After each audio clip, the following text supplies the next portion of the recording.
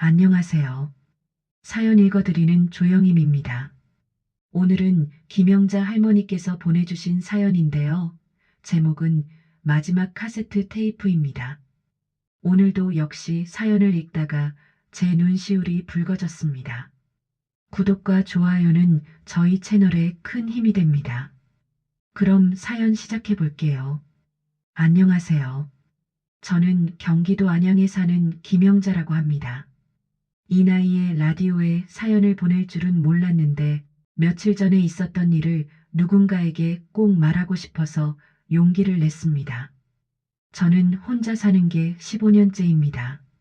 남편이 2010년에 세상을 떠났거든요. 혼자 산다는 게 처음에는 정말 힘들었습니다. 아침에 눈 뜨면 옆자리가 비어 있고 밥을 해도 혼자 먹고 TV를 봐도 옆에서 같이 웃어줄 사람이 없으니까요. 특히 밤이 제일 무서웠어요. 정막이 너무 크게 들려서 TV를 켜고 자곤 했습니다. 그렇게 몇 년을 울면서 살다가 어느 순간부터는 익숙해지더라고요. 사람이 참 무섭게 적응하는 동물이구나 싶었습니다. 이제는 혼자 있는 게 편하기까지 해요. 누가 집에 오면 오히려 불편할 정도로요. 아파트는 작은 25평짜리인데 저 혼자 살기엔 충분합니다. 거실에는 남편이 좋아하던 안락의자가 아직 그대로 있고 안방 옷장에는 남편 옷 몇 벌이 걸려 있어요. 왜 안 버렸냐고요? 글쎄요. 그냥 버릴 수가 없더라고요. 지난주 토요일이었어요. 날씨가 참 좋았어요. 가을 햇살이 따스하게 들어오는 날이었죠. 아침 일찍 일어나서 커피를 한 잔 마시는데 문득 베란다가 눈에 들어왔습니다.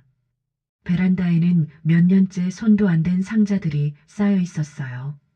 이사 온 지 20년이 넘었는데 그때부터 쌓아둔 짐들을 한 번도 제대로 정리하지 않았거든요.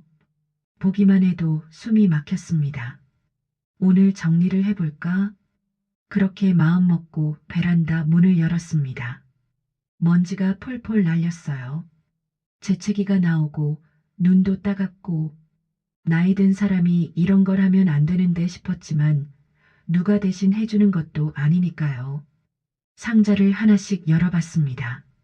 첫 번째 상자에는 아이들 어렸을 때 사진들이 가득했어요. 돌잔치 사진, 입학식 사진, 소풍 가서 찍은 사진들. 손때 묻은 사진첩들을 보니까 눈물이 나더라고요. 딸 은영이가 6살 때 찍은 사진이 있었어요. 노란 원피스를 입고 활짝 웃고 있는 모습. 그때는 저한테 찰떡같이 붙어 다니던 애였는데 지금은 한 달에 한 번 전화하는 것도 부담스러워하는 것 같아요. 아들 민수는 더 심합니다.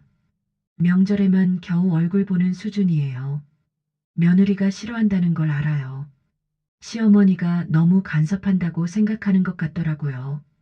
저는 그냥 손주들 얼굴이나 보고 싶은 건데 말이죠. 두 번째 상자에는 옛날 편지들이 있었습니다. 남편이 군대 갔을 때 주고받던 편지들이요. 누렇게 바른 봉투들.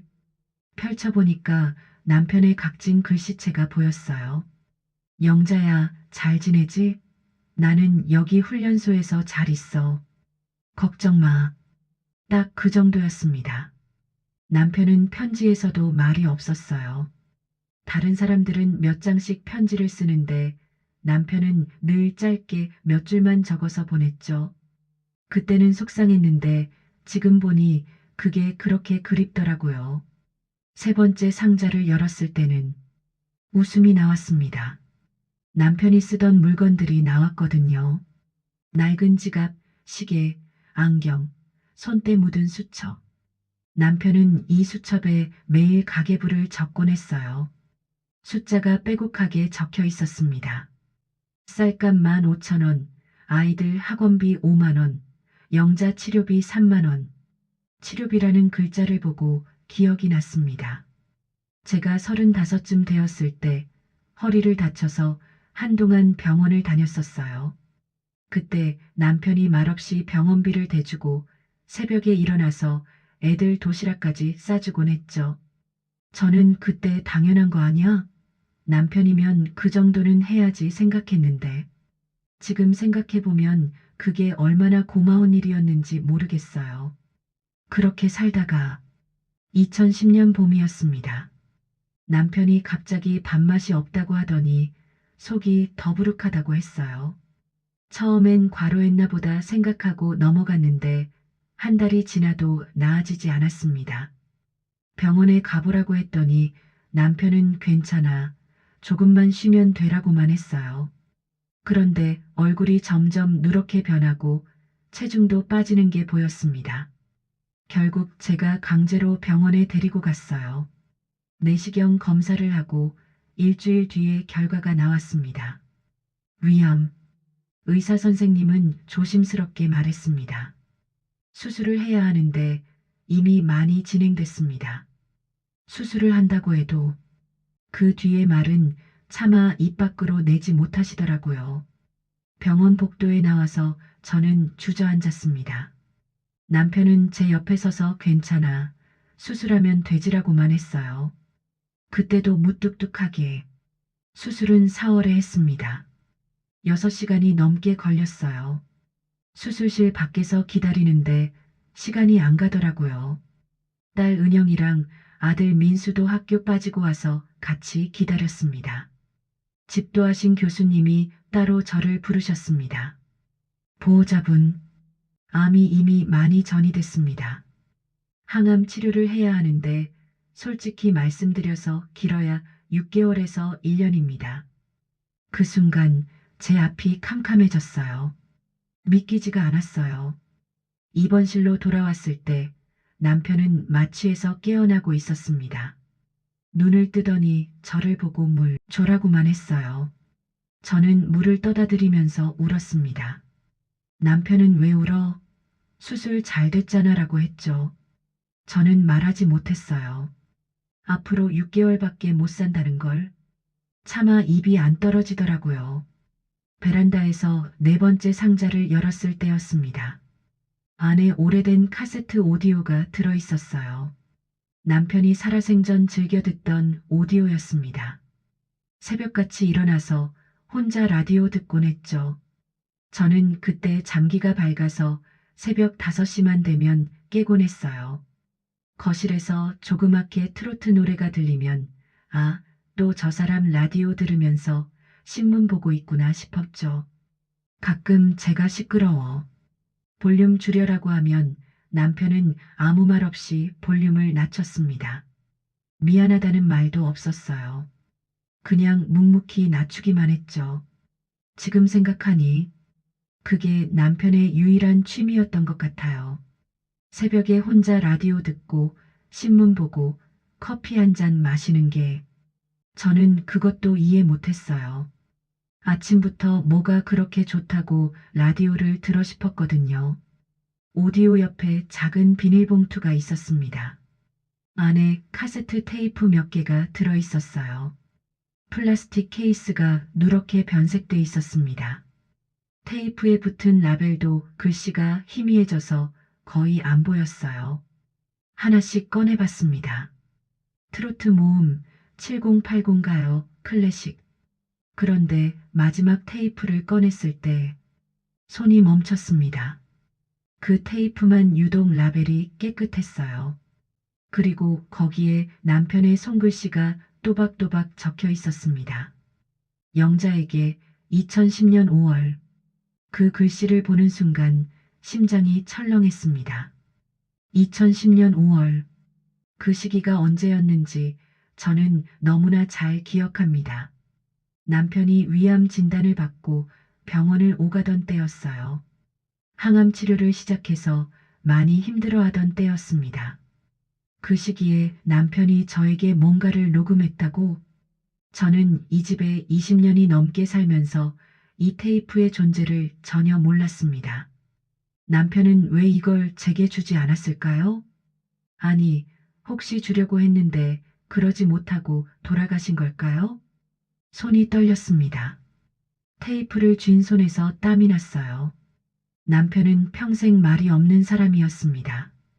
결혼해서 40년을 함께 살았지만 사랑한다는 말은 단 한 번도 들어본 적이 없어요.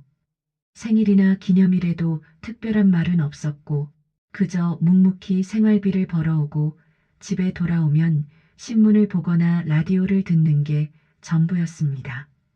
아이들에게도 마찬가지였어요. 딸 하나, 아들 하나를 키웠는데 아이들이 상 타고 오면 고개만 끄덕이고 아플 때도 병원 가봐라 한마디가 전부였죠. 저는 그게 너무 서운했습니다. 특히 남편이 아팠을 때 저는 속으로 생각했어요. 이럴 때라도 한마디 따뜻한 말을 해주면 안 되나? 하지만 끝까지 남편은 무뚝뚝했습니다. 병실에서도 집에서 누워있을 때도 심지어 마지막 순간까지도 고맙다, 미안하다, 그 어떤 말도 없었어요. 그래서 저는 남편이 떠난 뒤로 오랫동안 원망하며 살았습니다. 왜 그렇게 냉정했을까? 나를 사랑하긴 했던 걸까? 그 카세트 테이프를 손에 들고 한참을 멍하니 있었습니다. 영자에게 2010년 5월이라니 남편이 제 이름을 부른 것도 오랜만이었습니다. 결혼 후 제 이름은 거의 안 불렀거든요. 여보 당신 정도였죠. 근데 이 테이프에는 영자에게 라고 적혀 있었습니다. 15년 만에 발견한 남편의 목소리. 들어야 할까 말아야 할까? 사실 무서웠어요. 혹시 이 안에도 차갑고 무뚝뚝한 말만 있으면 어쩌나 싶었거든요. 그럼 제 마음속에 남은 마지막 기대마저 사라질 것 같았습니다. 하지만 일단 들어봐야겠다. 마음을 먹고 오디오를 베란다에서 꺼냈어요. 오디오도 남편 돌아가시고 한 번도 꺼내놓지 않았죠. 오디오에 테이프를 넣었습니다. 플레이 버튼을 누르려는데 손이 또 떨렸어요. 심장이 너무 빨리 뛰어서 숨쉬기가 힘들 정도였습니다. 먼지를 털어내고 플레이 버튼을 눌렀죠.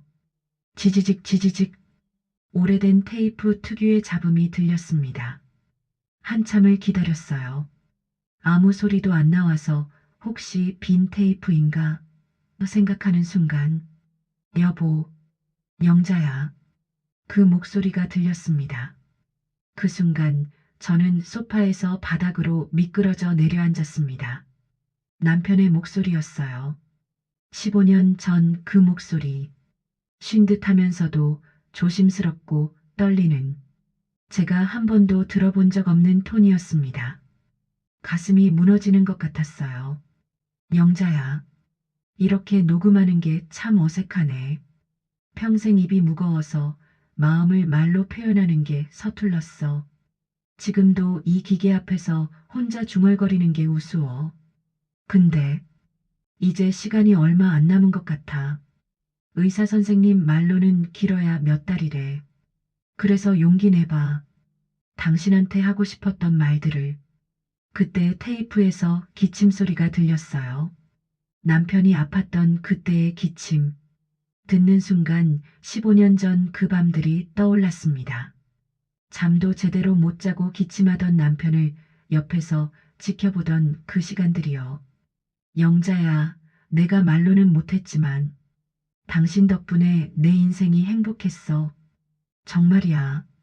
처음 당신을 봤을 때 얼마나 예뻤는지 몰라.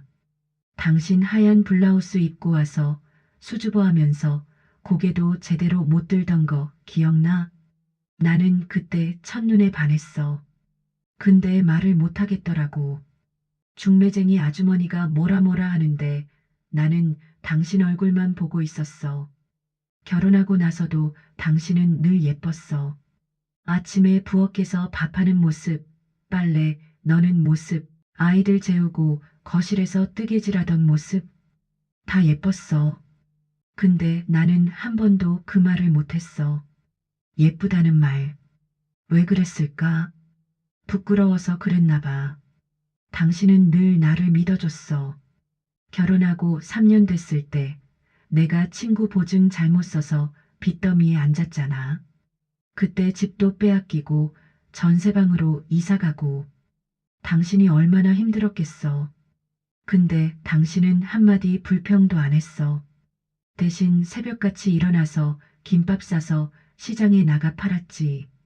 추운 겨울에도 더운 여름에도 당신 손이 얼마나 텄는지 밤마다 핸드크림 발라주면서 미안했어. 정말 미안했어. 저는 그 대목에서 눈물이 터졌습니다.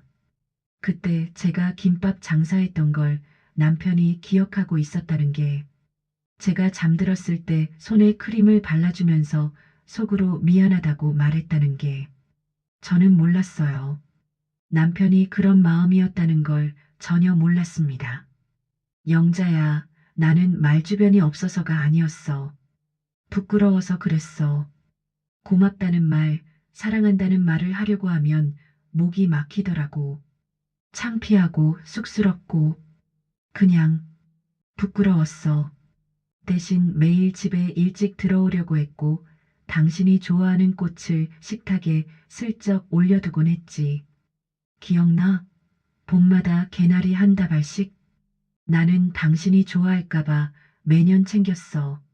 당신이 한 번은 예쁘네 했잖아. 그 한마디 듣고 싶어서 해마다 했던 거야. 맞아요. 남편은 봄만 되면 정말 개나리를 조금씩 꺾어왔어요.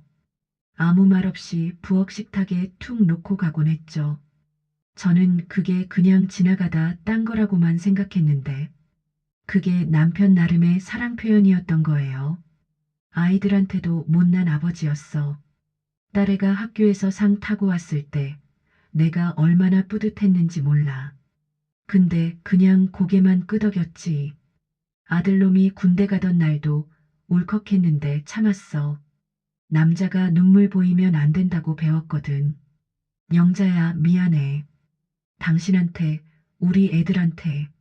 내가 너무 무뚝뚝하게 살았어. 근데 알아줘.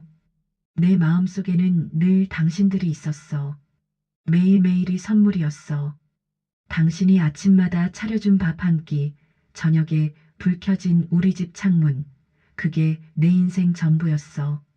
테이프는 거의 끝나가고 있었어요. 남편의 목소리도 점점 작아졌습니다.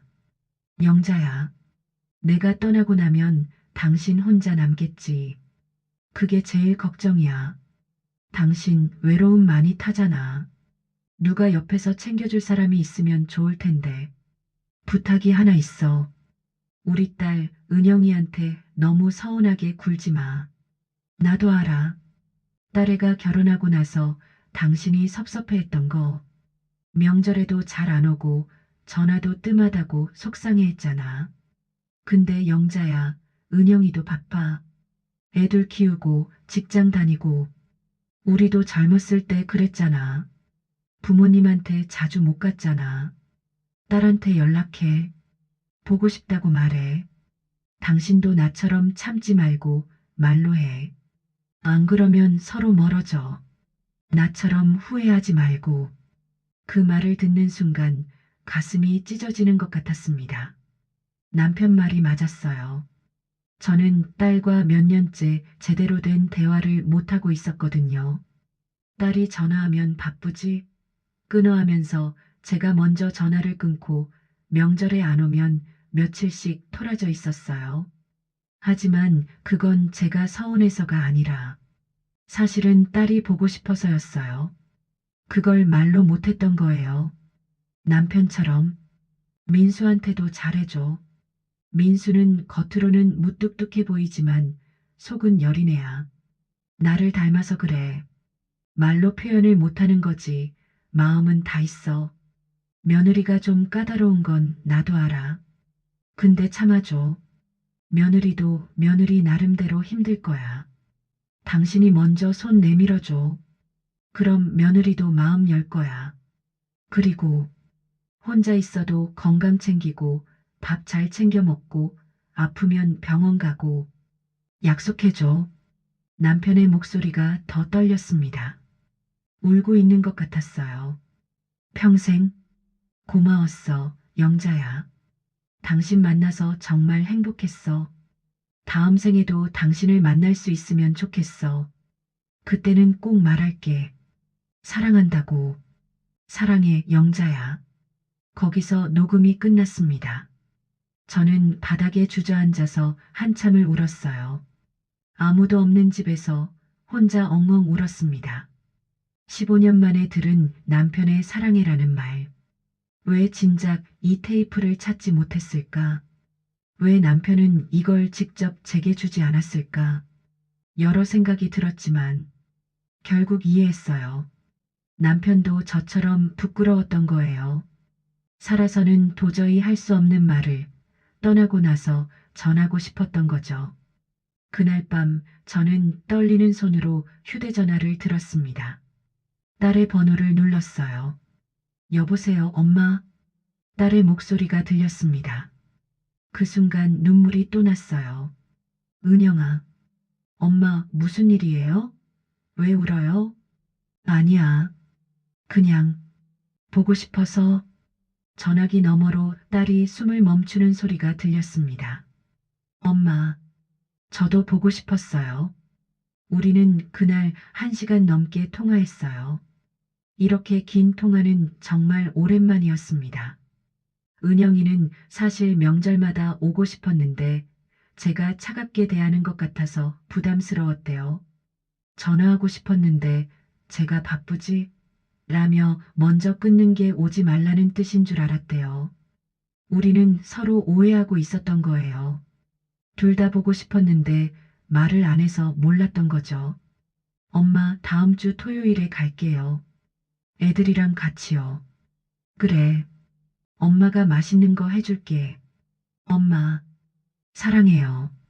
딸이 처음으로 그 말을 했어요. 저는 눈물을 닦으면서 대답했습니다. 엄마도 사랑해. 이 사연을 듣고 계실 청취자 여러분, 저는 이제야 깨달았습니다. 말하지 않으면 마음은 전해지지 않는다는 걸요. 남편은 평생 말이 없었지만 저를 사랑했습니다. 저도 딸을 사랑하지만 말로 표현하지 못했어요. 그래서 서로 오해하고 서운해하고 멀어졌던 겁니다. 이 사연을 듣고 계신 분들 중에 혹시 누군가에게 하지 못한 말이 있다면 오늘 꼭 하세요. 사랑한다, 고맙다, 보고 싶다. 그 어떤 말이라도 좋아요. 부끄러워하지 마세요. 늦었다고 생각하지 마세요. 저는 15년이 지나서야 남편의 마음을 알았습니다.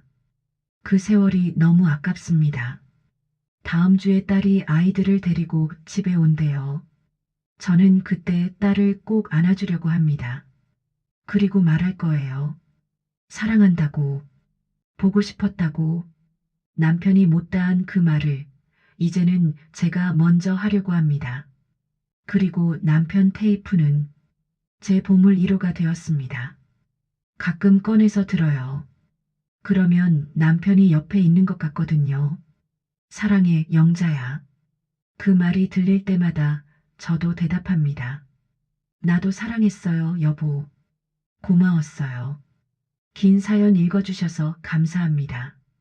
오늘도 누군가 행복한 밤 되시길 바랍니다. 김영자님 사연 보내주셔서 정말 감사합니다. 보고 싶다고, 사랑한다고, 고맙다고 그 말 한마디가 누군가에게는 평생의 선물이 될 수 있습니다. 말하지 않으면 전해지지 않습니다. 사랑하는 사람들에게 마을을 전하는 하루 되시길 바랍니다. 저는 다음 시간에 또 여러분의 사연 읽어드리러 올게요. 고맙습니다.